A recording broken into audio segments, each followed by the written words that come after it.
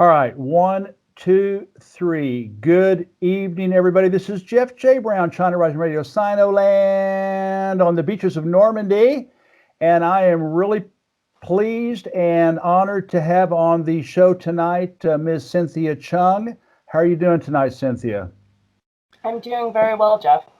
And you are in one of my favorite cities in the whole world, Montreal. You are so lucky to live there. And a lot of people don't realize it, that in the winter in Montreal, they have an underground city. You know, I couldn't believe it when I was there. I forgot how many kilometers it is, but so if it's cold outside, you just go underground and stay warm, but it's just an amazing city. So I'm very envious of you for living there. Well, listen, let me tell you a little bit about Cynthia. Cynthia is editor and co-founder of Rising Tide Foundation. She has lectured on the topics of Schiller's aesthetics, Shakespeare's tragedies, Roman history, the Florentine Renaissance, among other subjects. She is also writer for Strategic Culture Foundation with a focus on post-World War II history and counterintelligence. So, wow, I could never beat that. So, thank you for being on the show again, Cynthia. My pleasure. I've got here. I will have on the page on the China Rising page, the Rising Tide Foundation website. I have her journalism link on Strategic Culture, and I have their Facebook page. So you can follow up after this and learn more about her work and the good things that the Rising Tide Foundation are doing. Well, listen, I always ask, this is always my first question I ask everybody. Tell us about yourself growing up and your arc of awareness about Western Empire to the point that it inspired you to be a prolific journalist and a co-founder of a foundation. Well, my story isn't, I think, unlike a lot of people. I think that really it's a response to the lack of genuine reporting that is occurring right now. So I actually grew up. I was more of like a literature person, and I really enjoyed reading great works of literature, and I was learning about history through that, and I liked learning about history, but I didn't really consider myself political until actually fairly recently. And I think it's just because things have gotten to a point where you really could not afford to start looking into what is normally relegated as the political realm. A lot of people, I think, who are moral citizens, we really don't have a choice at a certain point to start looking into this stuff. And, I think it's very much like in politics too, where we like the leaders who don't actually seek for the political positions, because it shows that if you do accept it, it's really because of a sense of moral obligation. You're filling a hole. And, there's a lot of smarter people, much more knowledgeable people out there that could be writing on these things, but they have chosen not to for many reasons. We just can't afford to let those people, portray a history and the present events in a biased version that's basically paid for by the people that they work for at this point. So I don't really consider myself anything special. I actually consider myself a bit of an amateur that's been kind of thrown into political writing, which is only like a fairly recent thing for me, even to start writing political articles. That's basically my awakening has been, the 9/11 situation, I think, was probably the most serious wake-up call, I think, for a lot of people. Me too. Yeah. And the 2008 economic collapse as well is a big wake-up call. And I think that what's presently going on, like, I'm hoping that the majority of Westerners really understand what's at stake here, and that we really can't afford for anyone to be a passive warrior at this point. Everyone has sort of an obligation to inform themselves, and luckily up until this point, we do still have a platform. Even though it's not a mainstream platform, if you do go out and you look for information, it is accessible. Like even archive.org has made a lot of books accessible for people. So even if you can't go to the library, you can't afford to buy books. There's so many very important historical overviews that are available to us, or even like, intelligence work. A lot of the stuff has been declassified. You can look into some of the stuff that is troubling enough that we should question the stuff that is classified, how serious that is. So yeah, my story is not really anything interesting. It's been like a long process of questioning things and taking the time to investigate them. Well, you've done a great job.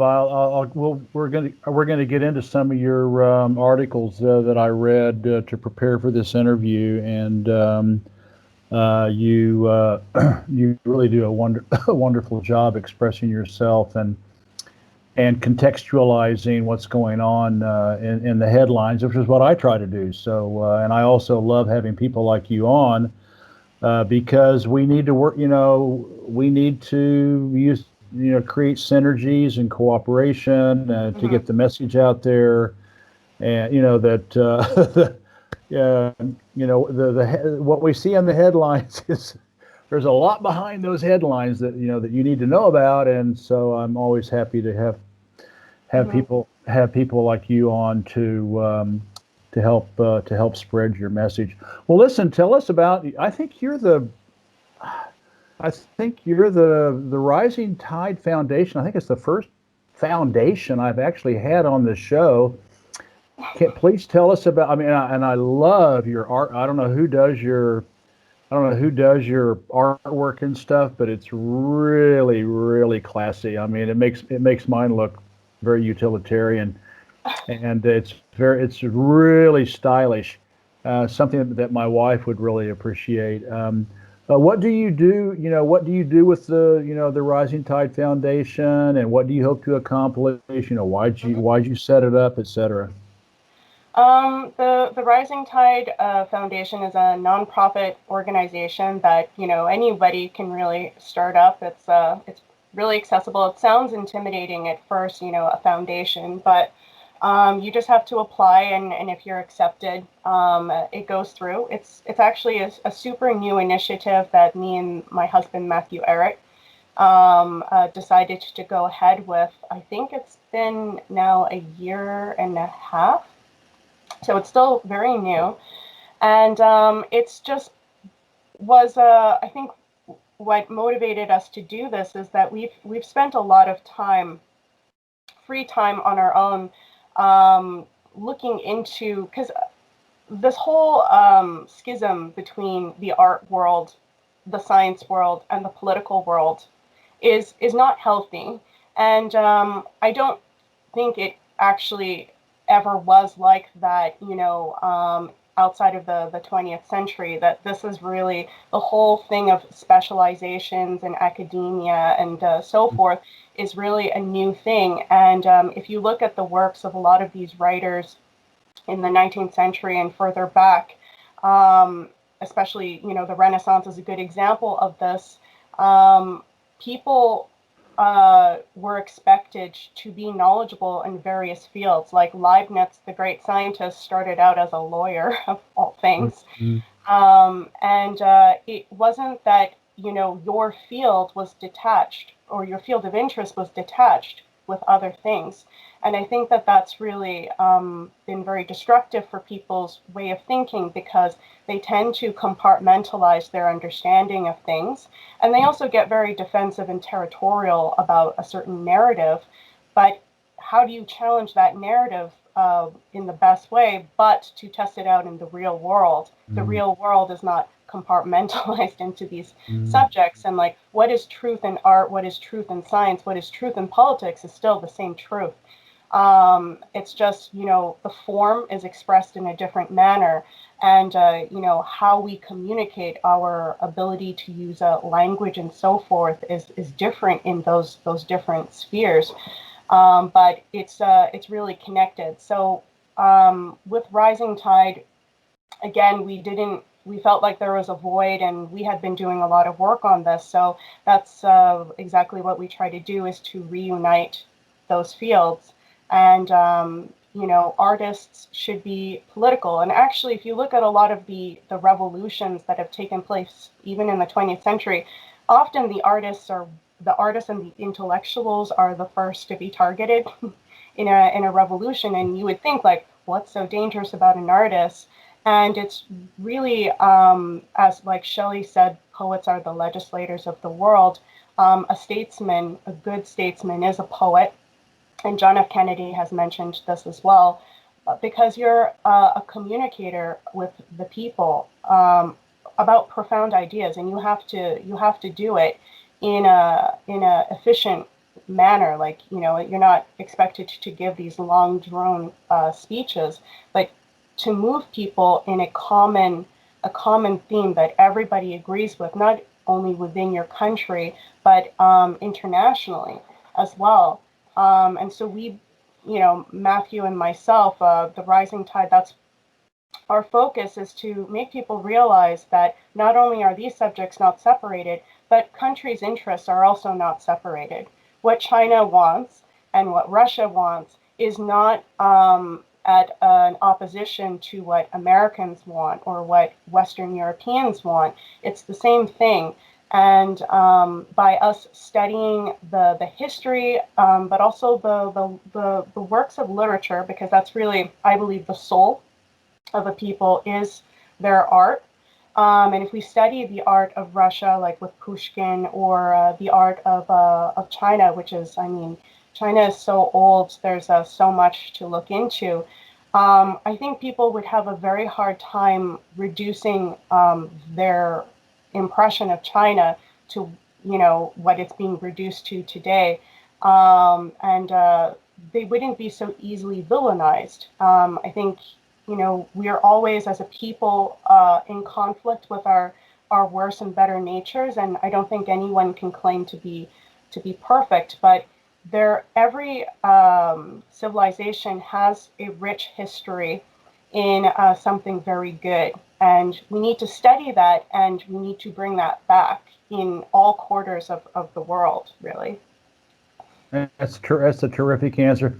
I'm really glad you brought up this idea. Of course, the definition of a Renaissance. You talked about, going back to a Renaissance man or a Renaissance woman is someone who is multi-talented in science and art, and maybe not politics, but at least literature or whatever. And so that really Dante rang held about. political office. I'm sorry. Dante held political Oh, office. there you go. And and then the other thing that that really resonated with me is you said, I just did a wonderful online exhibition of a new young Chinese artist named Crow, and Unicorn is his translated name, and he's very political. And I said in my article, the best art is political, and it's when it speaks truth to power. When it and as you said, revolutions. In revolutions, artists, artists, and by that, literature and every poets, etc. We'll just look at the Greek tragedies, and not the Greek tragedy, but the Greek satires. So very good. Next one now for the friends, fans, and followers out there, I printed out, I forgot how many pages of Cynthia's articles I think it was like 20,000, 15 or Oh, 20,000. It was huge. And I read them all. I read them all, and I took notes. And these are just actually what's left. These are just my notes, and I still have her articles in a file, a Word file, and and I will put all these articles that we're going to be talking about.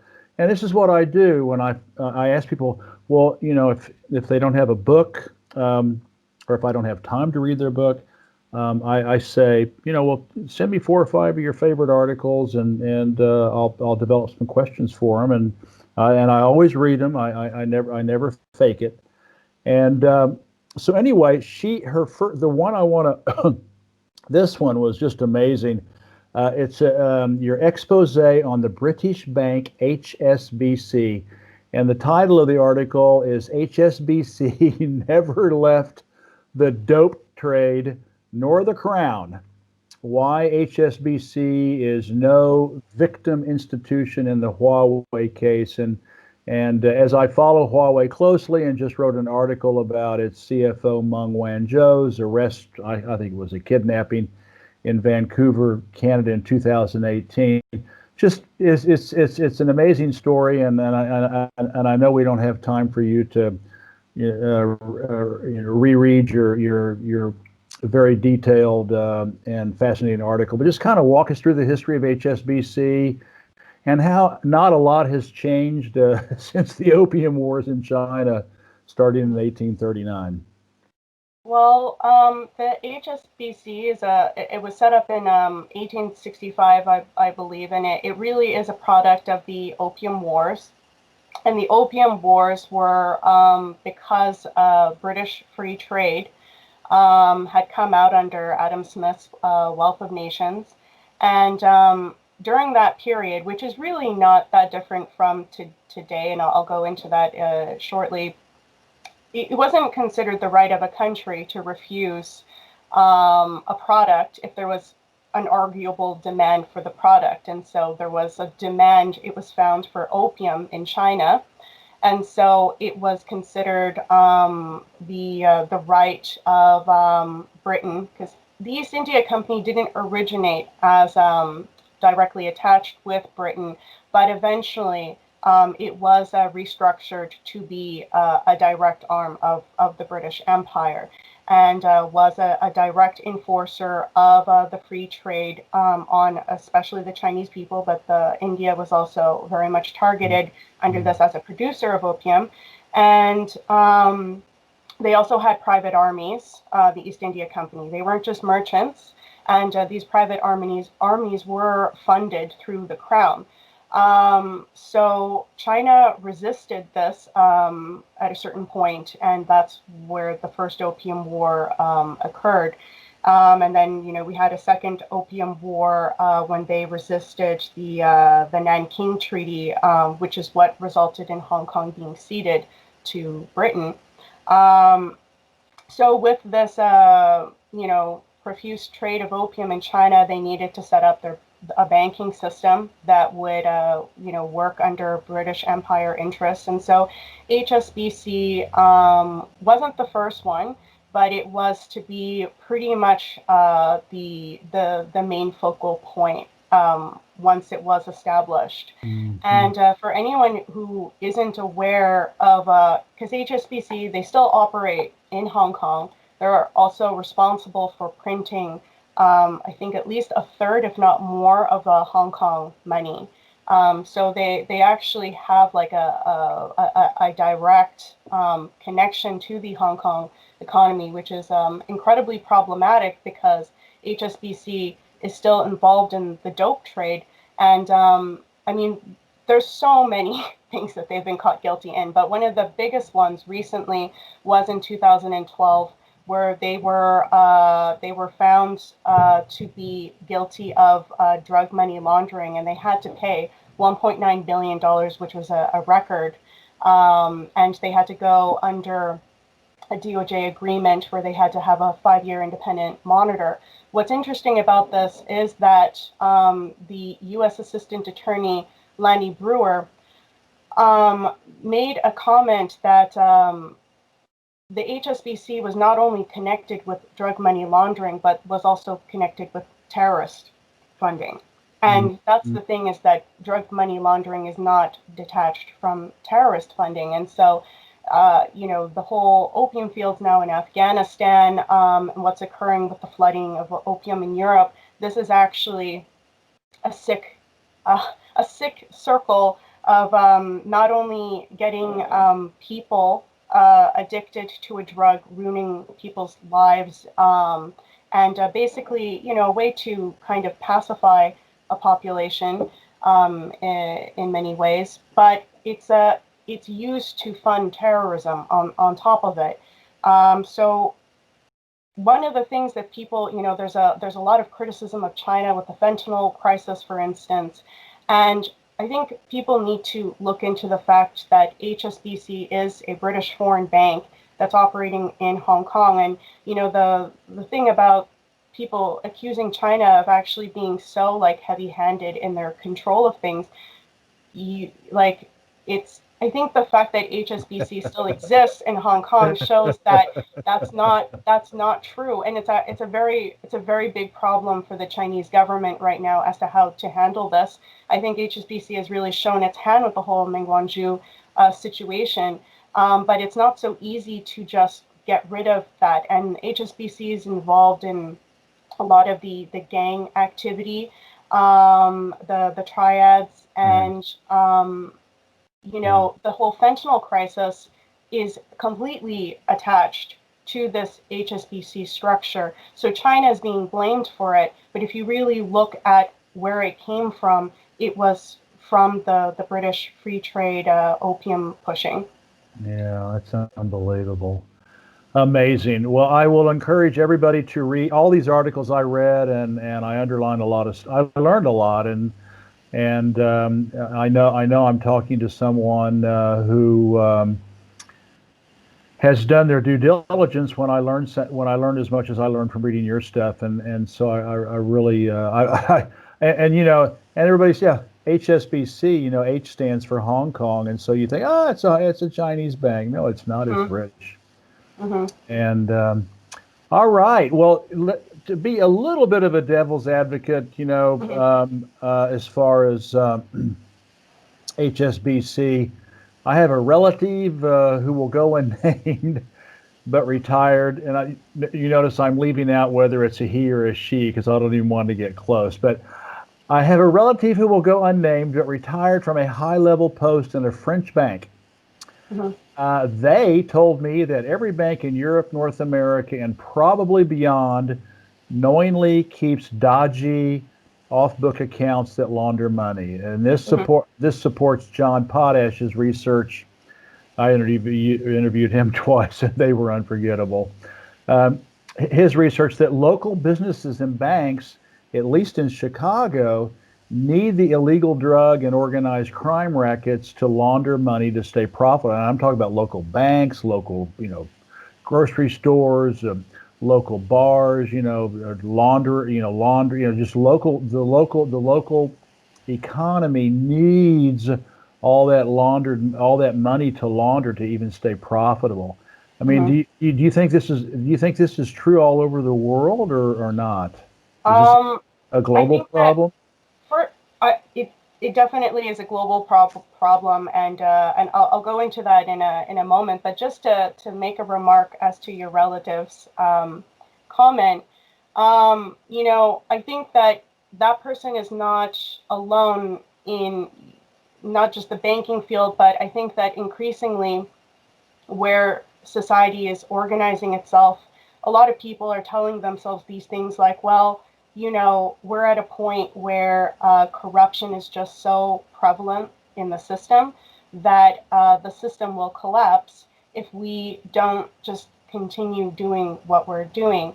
That is an insane comment, because there is a breaking point with that as well, because you're feeding off of, as a parasite, off of anything good and productive. So that can't last for very long. So I agree that it's prevalent. It's everywhere. HSBC is a big player in this, though. It's a leading player. So you can understand that with what China's having to deal with HSBC being one of the biggest banks involved in this sort of stuff, it's quite big. Also, Air Canada was bought by HSBC, and Air Canada was bought by HSBC. Yeah. Oh, So wow. we are now. And it explains a lot of like why Air Canada treats its clients in such a horrific manner. Because honestly, they really are very disrespectful. But they were actually caught in a U.S. case, I believe, where they were using Air Canada to transport drugs. Now, yes, a lot of banks are involved in this. But the thing is, I would say that the answer is not to just continue it then, right? It's not to legalize prostitution, which is other arguments like, oh, the whole black market, let's just legalize it so we can include it in the GDP. Rather, what we should do is we should realize, because I think we're going to get into this as maybe the next question, but I wrote a paper on the City of London. Oh, yeah. It was And unbelievable. yeah, I mean, if you have so much activity that's just not accounted for under law, of like, what do you expect is going to happen? And the answer is, like, for a lot of the libertarians out there, the City of London is a real gigantic monster here. That's really in the center of funding war, terrorism, and drug money. And this isn't a complicated problem to solve. It's something that requires a lot of courage. And if you don't have the government that's able to look at the books of these banks, these banks have become a form of terrorism on the world, like not just the what we call developing countries, but the Western world now has also become prey to this type of financial structure. And so the answer is not to continue that, but rather to understand what allowed things to get this bad.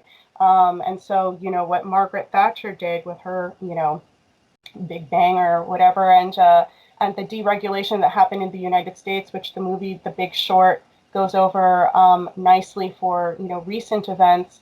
We have to return back to like Glass-Steagall type organizing. And you do have to separate the big banks. And there isn't going to be a collapse. You just have to do it in an organized way. They're arguing that there's going to be a collapse because they don't want to lose that power structure. Yeah, it's are you so you can I go on to the next question, Cynthia? Yeah. Yeah. It's then this one was a total revelation for me. Your explanation about the unique role that London, often dubbed, quote, the city, end of quote, plays, not just in the UK, but in the halls of power all over the world. It truly shocked me and blew me away. And your article is entitled Sugar and Spice and Everything Vice. The Empire's Sin City of London. I had no idea, and I suspect many fans out there don't know either. So please share with us what you learned. It's unbelievable. Go ahead. Well, the Spiderweb documentary, for those who haven't seen it or need a refresher, is a really useful documentary that goes over this. One of the most insightful documentaries I've ever seen, which actually doesn't get duped. And I mean, Wall Street is bad, and Wall Street is by no means innocent, but it is an offshoot of the City of London. And the City of London is still the financial center of the world. It's been the financial center of the world for 400 years, and it represents the financial structure of empire. And before, the City of London, there was the Amsterdam Bank, before it, and then there was the Roman financial structure before that. So they're all connected. They're kind of like descendants of each other as a system. So when people say, the British Empire is no longer, I mean, it's quite absurd to see these parades of these people dressed in like really old attire, and it looks like something that you can kind of just laugh off, but it's actually more like a scary, very powerful cult. Mhm. And basically, the City of London is not beholden to the British government. It has its own elections for corporations. And I mean, you can verify this for yourself. I know it sounds insane. They have their own police force, their own court system. And again, Spiderweb goes through this very, very nicely. And they are not beholden to anything except like there's this Magna Carta, which is not even an official legal piece, which basically bestows their operations to continue along with their ancient liberties. So this is a structure that has been around for a very long time, and it's still there in the thick of things. When Britain supposedly ceded its colonies, it kept territories. These territories don't have real governments, and these territories, 7 out of 14, are officially bona fide tax havens, according to the work of what's his name, John Christensen, who is an investigative economist. He actually was on the inside in Jersey, Britain, which was one of the main centers for this type of activity. And he was there for 15 years. He was even in charge of making some of the formulations for these types of avoiding, the traces and everything for, because like you have to, again, it's so complicated. Like I myself, like he had to be there for 15 years because it's so secretive to like actually understand himself, like how this operates. But they can create dossiers, and then as soon as they know that there's any kind of investigation on that dossier, the dossier will switch over into a different name, into a different location. So it's really pretty much impossible to deal with under the current structure that we're in. And it really became a problem in the 1950s when this was able to really take form with the euro-dollar market, which is a market that's not actually involved with Europe or the euro currency. It's basically a market where people can put their money into it, and it can take on any currency, and you're not beholden to any government in going through this type of market. So what is it? I have there's a stat that since 1985, according to the JP Morgan Guarantee Bank, its net size of the euro dollar market was 1.6 trillion. And by 2016, the euro dollar market is estimated to be 13.8 trillion. In 1997, 90% of all international loans went through this market. And again, John Christensen, he goes through a lot of these stats. I think it was especially interesting in the case of Africa. A lot of people are getting kind of tired of always hearing about the hardships of Africa, and some people, I mean, I've heard this quite a bit. It's a little bit troubling of like the actually even from Africans themselves saying like, well, we just fight amongst each other too much, and like they kind of actually accept a certain level of responsibility. But if you understand how this market loots African countries, but I mean it's everybody.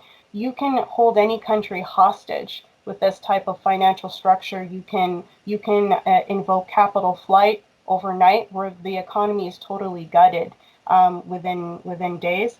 But some interesting stats for people to know in the case of Africa in general. John Christensen said that by 2008, the sub-Saharan African countries were at about $177 billion in debt.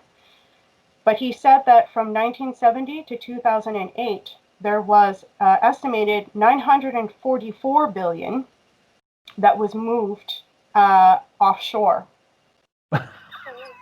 That's almost $1 trillion. That's 5 times their actual foreign debt. And then he goes on to say that 1 trillion is estimated to be lost in capital flight and tax evasion from developing countries. I'm not sure within what time frame, but and then you have on top of it the IMF and the World Bank going into these countries and setting up, mafia-style contracts with them, saying the conditions for how you can develop, what's an acceptable way to develop, what's not an acceptable way to develop. If you look at an African, the map of the African continent at night, you see how much of the African continent has access to electricity. It's abysmal. And it's not because they made a choice to do that, but the IMF and World Bank actually put conditions on these people that you can't, invest in certain types of development projects. And then the ones that do, which are not as efficient, they put extravagant interest rates on them. And again, as we were talking, this is also tied into the drug trade, the terrorist trade. So it's all stemming from the same source. The city of London. But people, you don't hear a lot of people talking about it. Yeah. That's why my jaw was dropping as I was reading this, and I'll make a note of Spiderweb and John Christensen and add those names to the interview page. Yeah, it's really amazing. And when I got finished reading all your stuff, I was going, well, Cynthia has confirmed to me that if you really want to understand how the Western world works and Western governance works, it's just basically like gangster mafia. I mean, that's the way it really comes across to me. It's just unreal. The CIA is operated in the exact same. Yeah, exactly. Now you are quite eclectic. You really do a lot of different pieces, and this one is very historical. Your article is called "On Roosevelt and Stalin: What Revisionist Historians Want Us to Forget," and you really rewrite history truthfully, I believe, based on all that I've researched. That is, the UK, USA, and France practically created Adolf Hitler to get him to conquer the Soviet Union in order for Western colonial imperialism to exploit its pharaonic natural resources. And it didn't work in communist socialist USSR. Stalin and later Russia were and continue to be destroyed by what I call your Anglo-land's big lie propaganda machine, Russiagate and all that. More and more, the West and its Eastern European allies are rewriting history, hoping to tar, feather, and airbrush Slavic peoples from the World War II victory narrative. So this was a really important, I think, historically important article. Again, there's a lot there. I mean, you could write a book about it, but just tell us what we need to know to succumb to all of this this hysterical, anti-Slavic, anti-Russian brainwashing. Well, where I would even start off before the World War II situation to give people some context is that Russia and the United States never had a relationship that was opposed to each other until Churchill's Iron Curtain. And if we look at the Civil War period, actually, under Lincoln, which is something I've written about, I've given classes about, but hardly anyone is told about this anymore for good reason, because it would throw a wrench into Russian propaganda. When Lincoln was fighting against the South, Britain and France had made it very clear that they were going to intervene in support of the Confederates. They said it was the right of the Confederates to be their own country. And they actually brought this up to Tsar Alexander II. And he said in an interview, I cite it in my article, I can't remember the name of the newspaper, But he cites in an article that he told them that this would be a casus belli for Russia. And he said the reason why this would be a casus belli for Russia, and that he would actually militarily intervene on the side of Lincoln, which he did.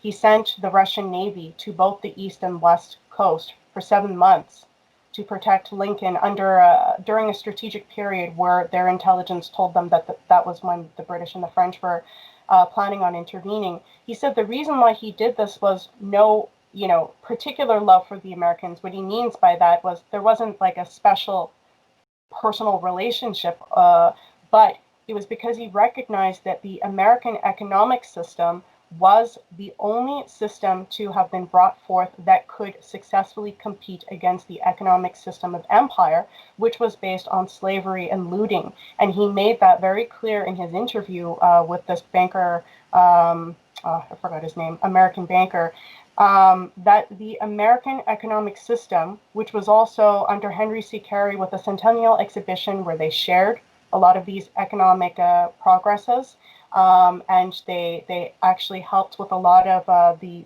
railways building in Russia.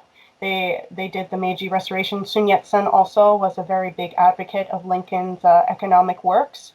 So it was definitely meant for sharing. It was not to overlord and become the new hegemonic power. And this was going to completely subvert the system of empire.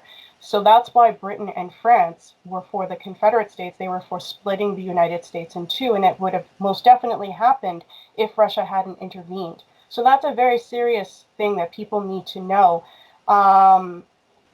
So going back to the World War II period, Susan Butler's book, I think it's called A Portrait of Partnership, Roosevelt and Stalin. That's where I got most of my my information for. Not that I haven't read other things, but what she did in that book was very good, because she did a thorough analysis of all of the memos, the correspondences, the letters between all of these people to really build up a very strong case of the personalities of FDR, Stalin, and Churchill, and how they viewed their relationship with these leaders of countries and what they wanted out of the relationship. So Stalin obviously did some things that were brutal. I think one thing that people need to realize is that what Asia was going through was something that Europe already had gone through. Europe had gone through endless wars, centuries of ongoing nonstop war. We kind of, a lot of Westerners look at Asia or the Middle East as like backwards people, but it's really, it's a process that unfortunately every civilization has really gone through, that has become like a civilization that has organized itself in a way where it is like a leading civilization. It has to go through certain things. So Stalin is accused of certain things, and he made some mistakes. And I think some of the things that he's accused of, they were taking too much liberty. The whole Polish thing is, I don't know if we have enough time. I don't think I really want to get into that, but that's a very big mess. But Poland was a feudal aristocracy, and they had ties to the Nazis. Russia was interested in defending itself from what would have been, the third invasion coming out of Poland in a very short period of time. What Churchill was doing in India during this entire period of accusing Stalin of the worst crimes against humanity, Churchill superseded that. And he sure did back in the colonies.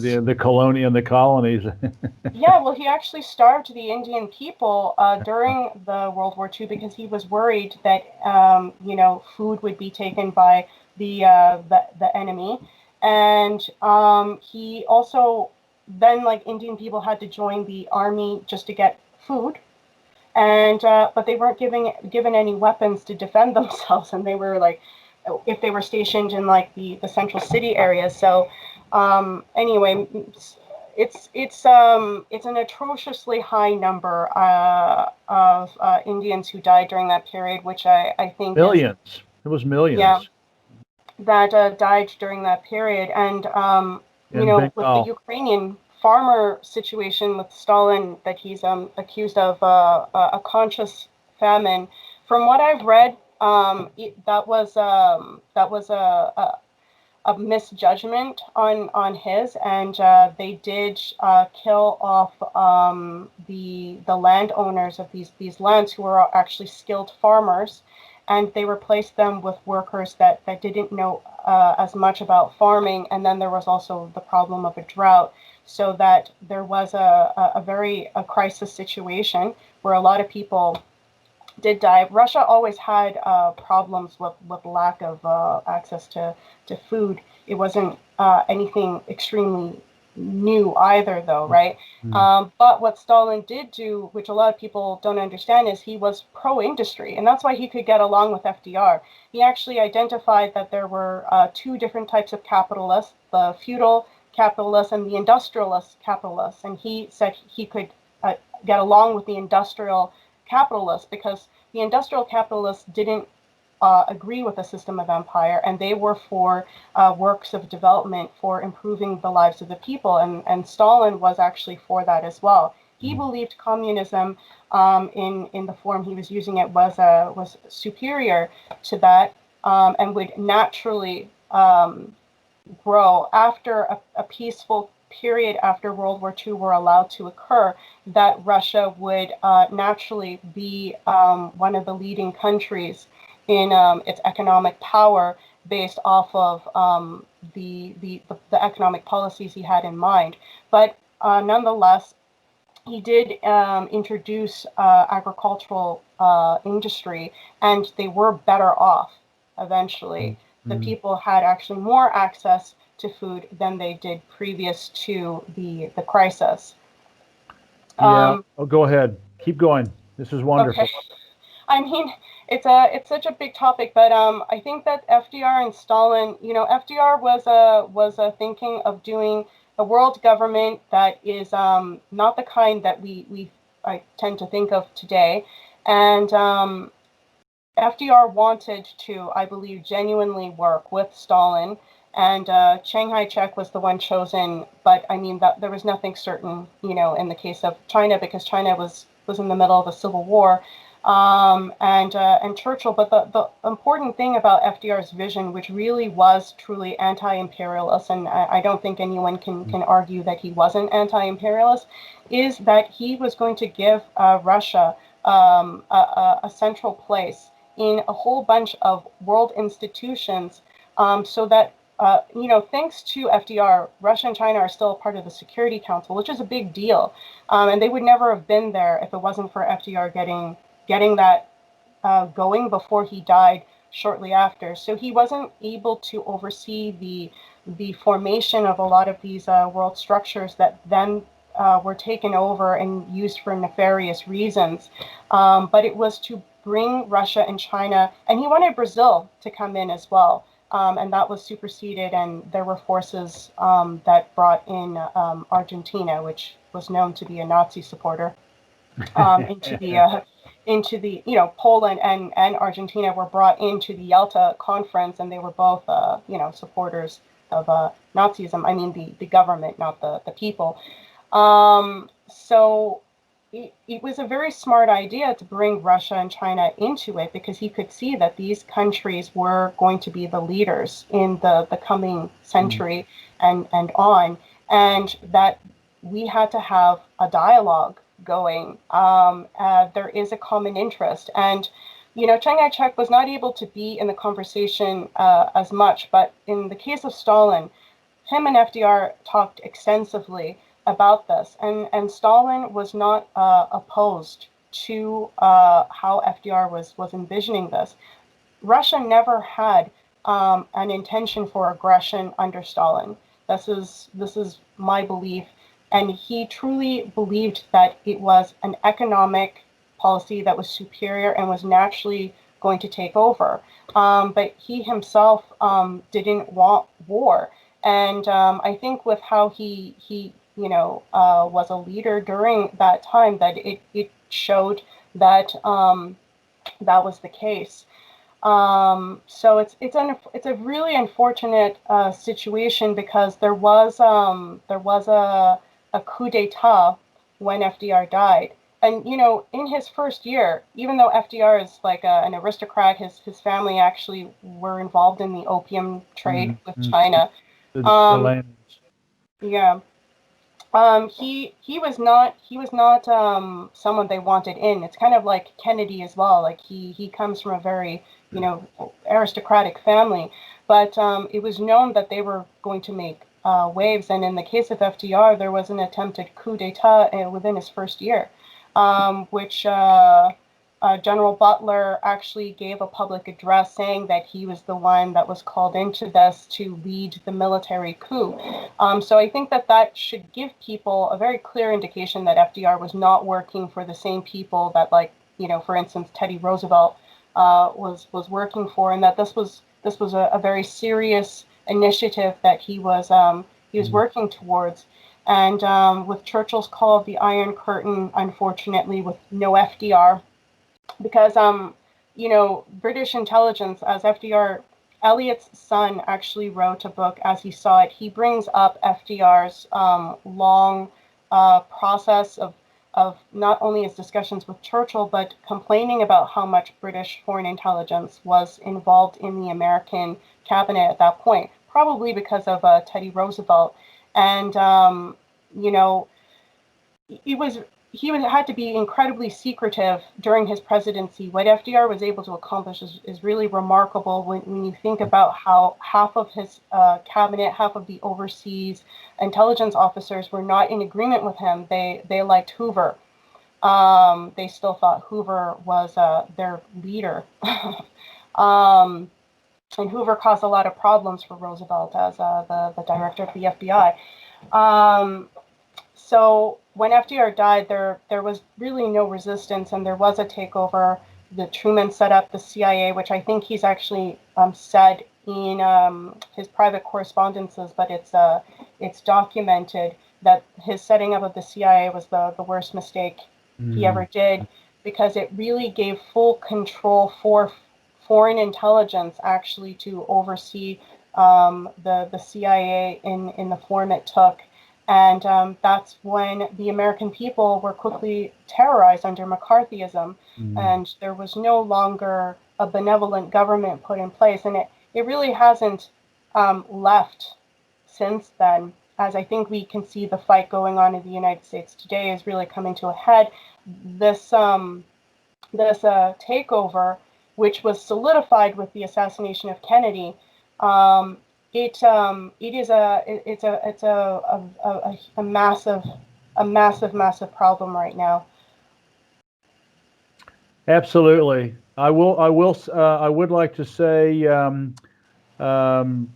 if and I'll put this, if people out there didn't see it, I think I read 3 of Grover Furr's books, Grover Furr, and he has written a bunch of books on the Stalin era of the USSR, and he's really good.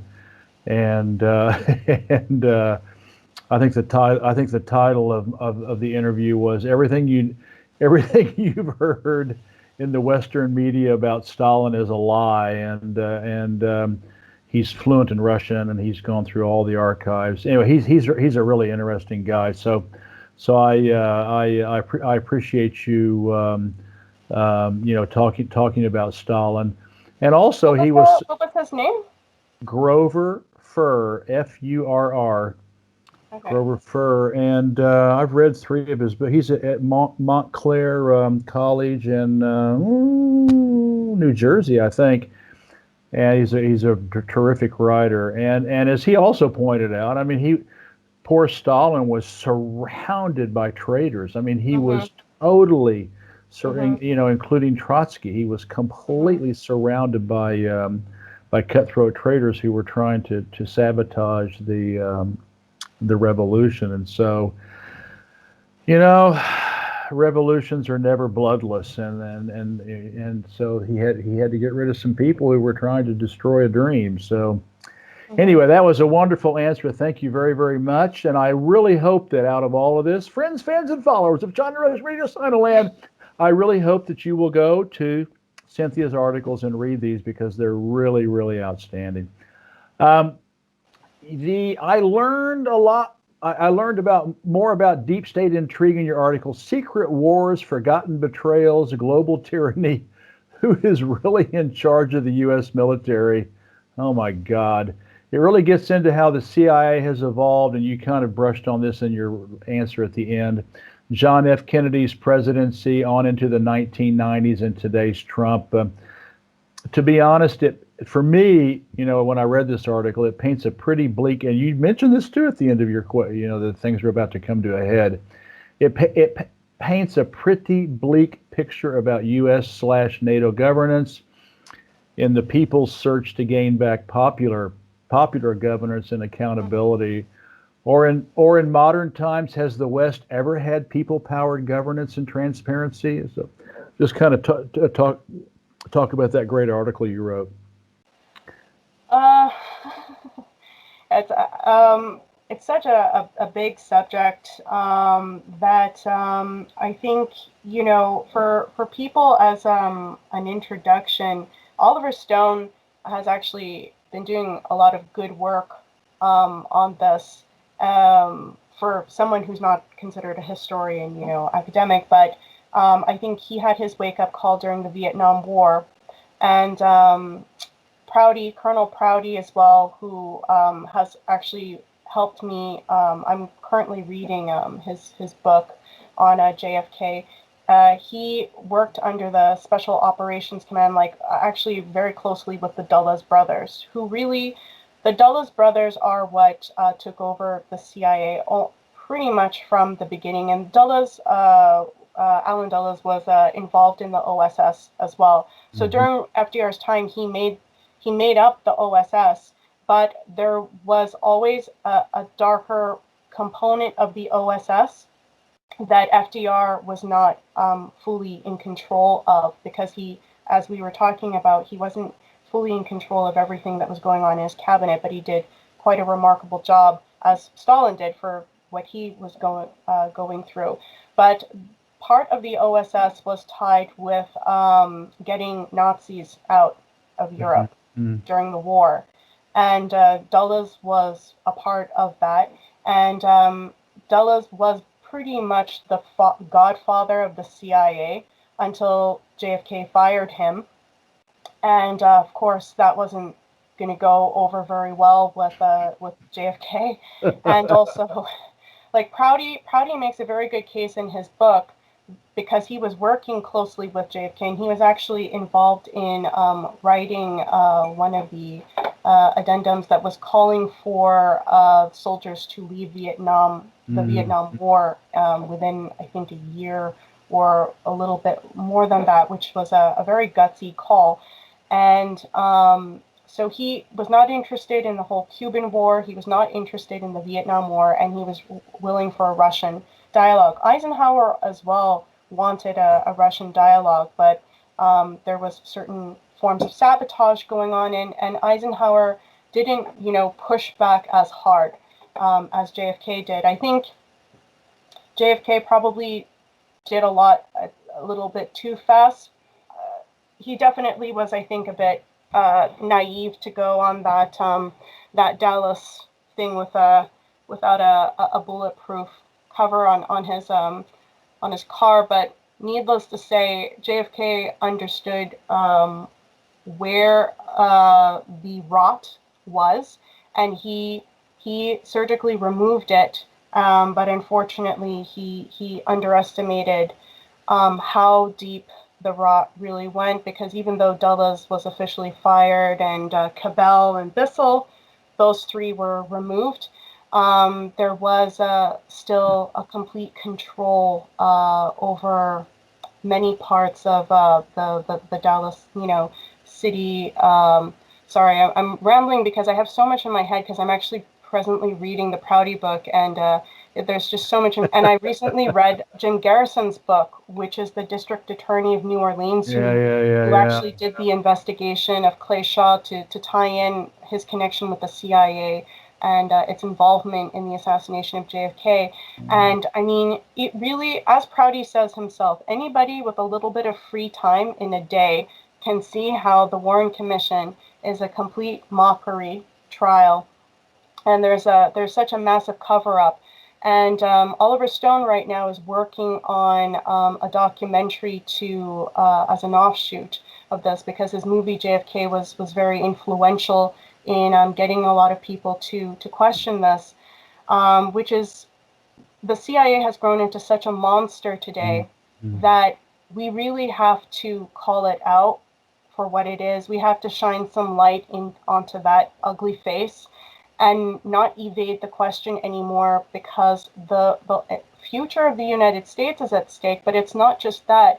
If you look at how these structures are tied into a world geopolitical centralization of control, it's in everyone's interest that the better side of the United States succeeds in this, because it will offer a stability that the world is going to need, which I know that might sound insane for a lot of people, that there could be anything sane coming out of the United States, but the JFK assassination is relatively recent occurrence in the overall, scheme of things. And people who were alive during his assassination are still alive today. People need to realize that that was a big failure of the American people, in my opinion, to accept the Warren Commission results and to not question it further. And then the House committee, which didn't do a much better job.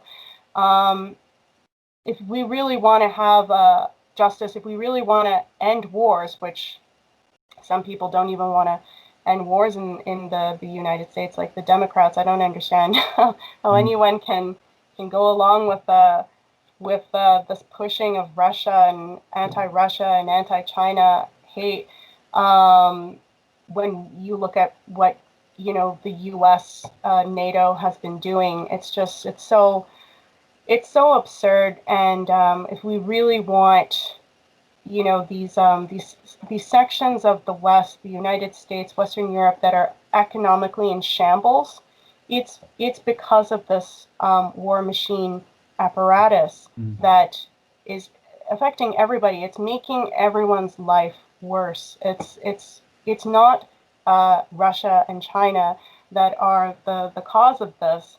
And if you look at what is behind the assassination of JFK, I think that would be really clear for people, that Russia and China are not the biggest enemies to the American people or the free world in the West. It's really interesting. I've actually written about this, but after the Warren Commission came out with their farcical report, Gallup began polling in the United States in 1963, and they poll every few years. And I've got a graph in one of my books. I can't remember which one. I think it must be in China Rising. It shows in the United States that is when the Warren Commission report came out in 1963, 53% of the American people thought that there was there was government involvement. And it has gone as high. I've got the graph. In fact, I'll send it to you after the show here. I think it's gone up as high as 80% think the government was involved, and now I think it's down in the 60s or something like that. So Americans know. I mean, they know that their own darn government killed their own president. But it's just this feeling of just helplessness and powerlessness to do anything about it. And as you said, I mean, to me, it's like You know, if Americans are, you know, there should be 1 million people out on the street right now demonstrating about the Kennedy assassination, and if they did, it would be it might save the republic, because to me Yeah. that was the defining you know, moment in post-war history for the United States, that and 9/11. But Hmm.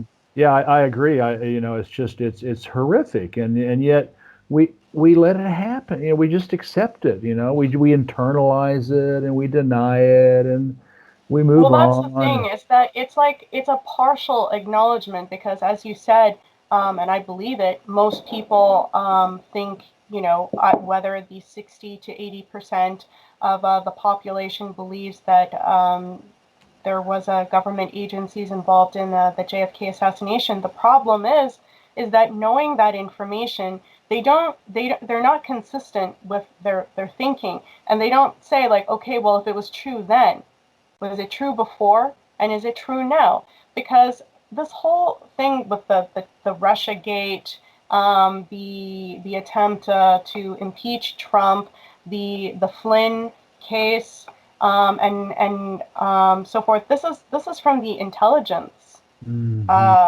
agencies, and people. It's very odd, like the kind of compartmentalizing, very, you know, most people nowadays, if you were to ask them to construct a picture that goes beyond like a few thoughts and statements, they would very quickly run into contradicting themselves.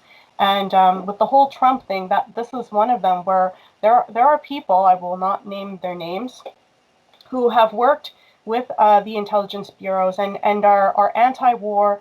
They're anti, you know, imperialist, anti-NATO, but they don't understand that Trump has actually not caused any new wars, which is a very big deal, and that the CIA is one of his greatest enemies right now, Hmm. and they think that that's somehow all coincidence. Like, I've actually heard a prominent person say, well, I think it's a coincidence that no new wars have been started under Trump.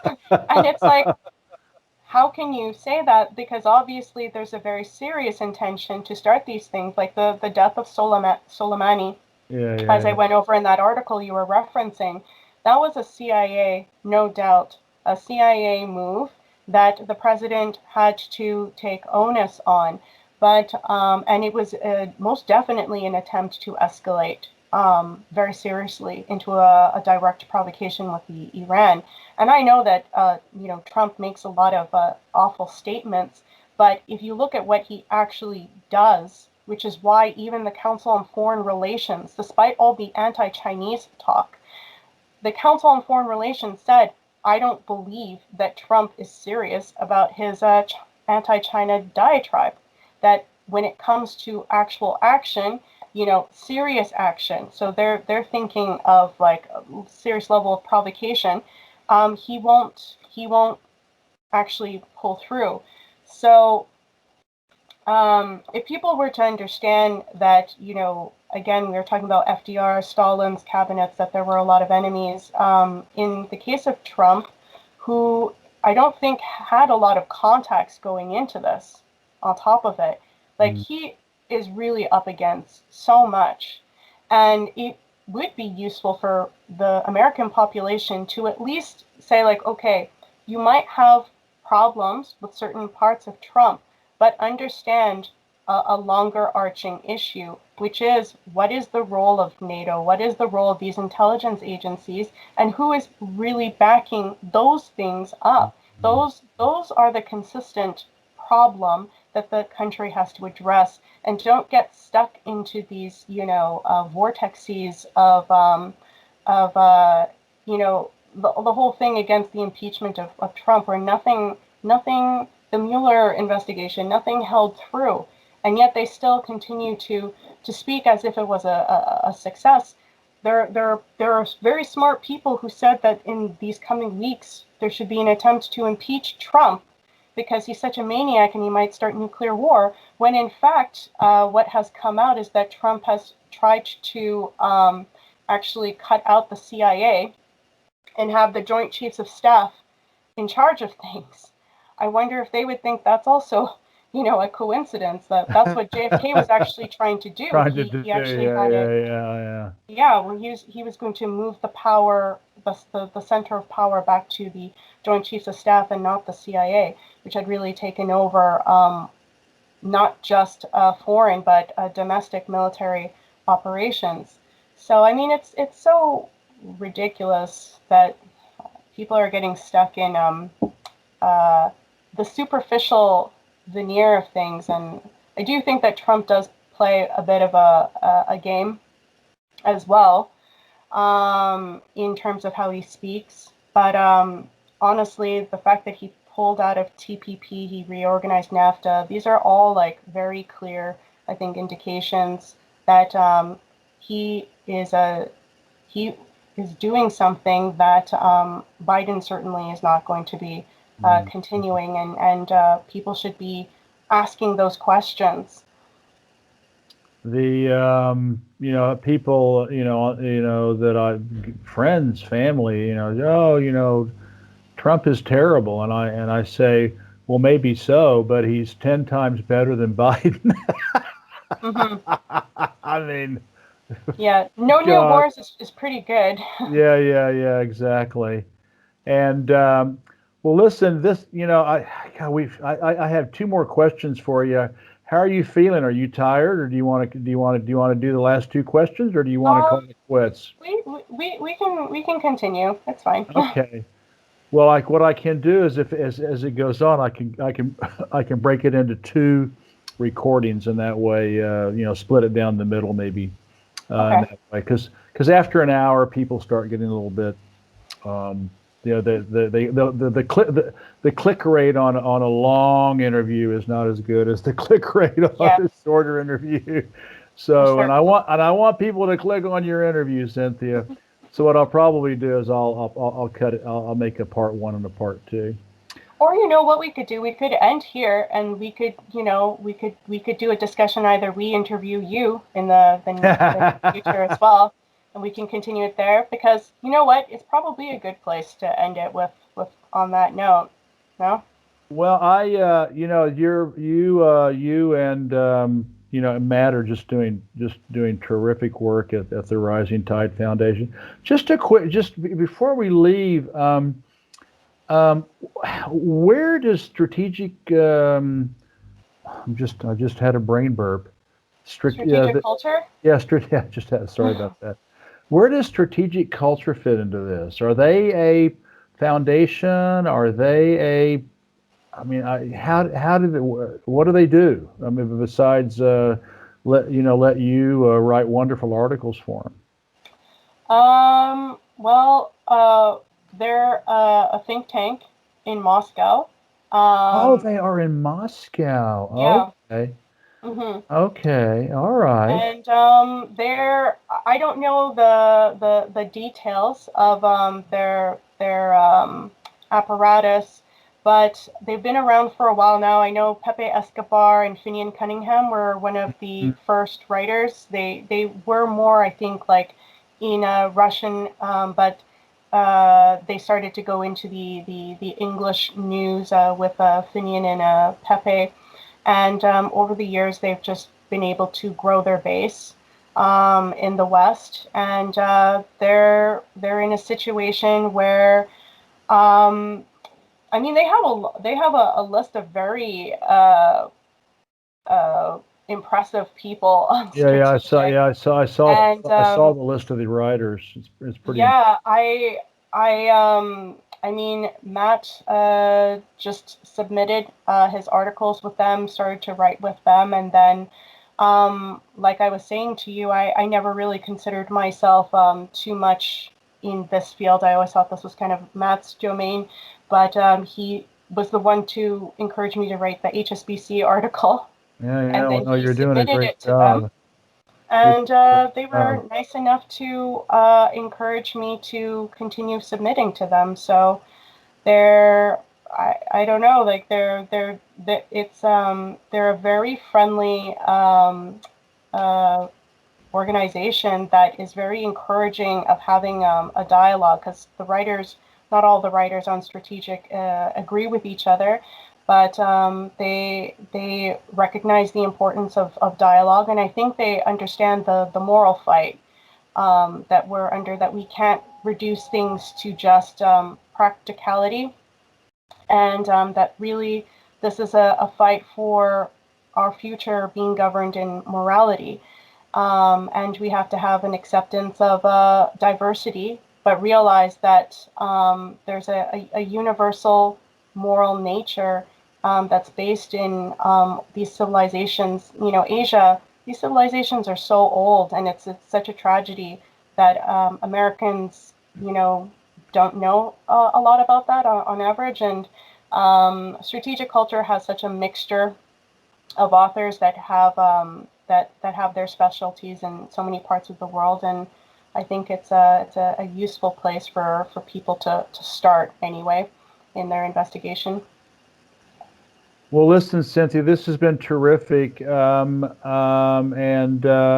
Matt, and maybe the three of us can get on one time. Who knows? Yeah, sure. But anyway, for all of the fans out there of China Rising Radio Sinoland, their website is Rising Tide Foundation, all stuck together, Rising Tide singular, foundation.net, and then strategic culture is strategic-culture.org, and their Facebook is, again, all stuck together, Rising Tide Foundation. And Cynthia, it's just been wonderful having you on. You're a joy to talk to, and hopefully one of these days, my wife and I'll get back to Montreal, and we can have a nice Quebecois meal together. Yeah, that would be really great. It's a real pleasure, Jeff, and I thank you as well for what you're doing. You're a mass organizer. I'm like amazed at how many people you talk to on a constant basis. It's very impressive. You're always on. Well, anyway, thank you so much, and I will get this out, and I will get it transcribed. It'll take a little time. I get it transcribed, and then I send it to an editor, and then they clean it up. So they clean up all the ands and uhs, and that we unfortunately say, and I'm one of the worst. So anyway, wonderful. Happy holidays to you and Matt, and of course both of you are members of the China Writer Group that I created, and so we stay in touch that way. And I will save those two questions about. Basically, it was about Israel and Palestine, and my gosh, that's something that it just infuriates me. But Yeah. what a travesty, and then the Sykes-Picot, and then just the whole, and I will just close out by saying that by reading everything that from Cynthia that I did. I really get the impression that the United States is like the big dog, in the world. But it really seems like, after reading everything she's written, is that the éminence grise, manipulating everything is Britain.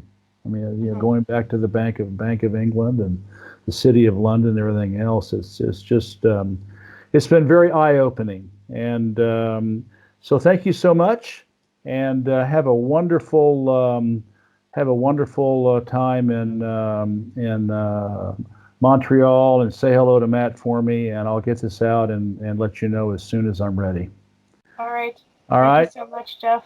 Talk to you later. Talk to you later. Bye. Bye. Bye.